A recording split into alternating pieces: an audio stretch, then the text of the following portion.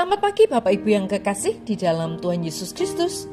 Pagi hari ini saya Eko Wayu Suryaningsih kembali menyapa dengan kebenaran firman Tuhan yang terdapat dalam Kejadian 6 ayat 9. Kejadian 6 ayat 9. Nuh adalah orang yang benar, satu-satunya orang yang tidak bercela, yang hidup di bumi pada waktu itu, dan ia hidup dalam persekutuan yang erat dengan Allah.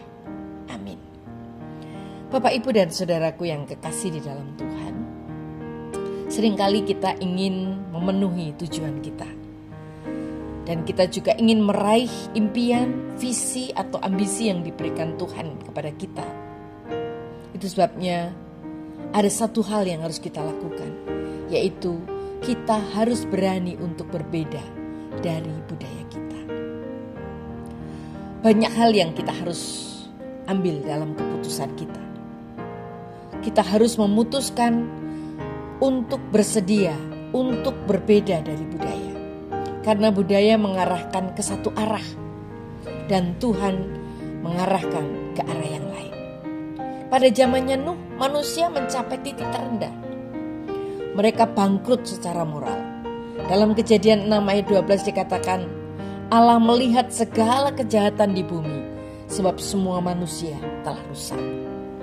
Kedengarannya seperti hal yang biasa, tetapi jika kita memperhatikan di dalam Kejadian 6 ayat 5-6 ditambahkan, Tuhan melihat kejahatan manusia di bumi dan melihat bahwa segala pikiran dan imajinasi mereka selalu jahat. Hal itu menghancurkan hati Allah. Wow, Bapak Ibu yang kekasih di dalam Tuhan.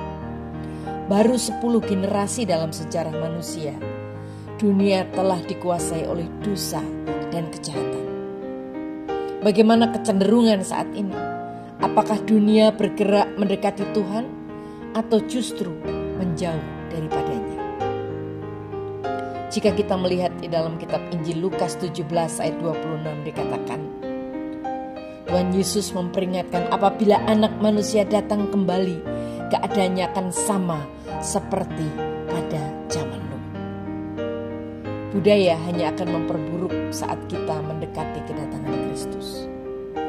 Kebiasaan-kebiasaan buruk kita di tengah kegelapan ini. Tetapi ketika kita mau bersandar kepada Tuhan, kita bisa melihat ada titik terang yang Tuhan taruh. Seperti halnya Nuh. Dalam Kejadian 6 ayat dikatakan, tetapi Nuh berbeda.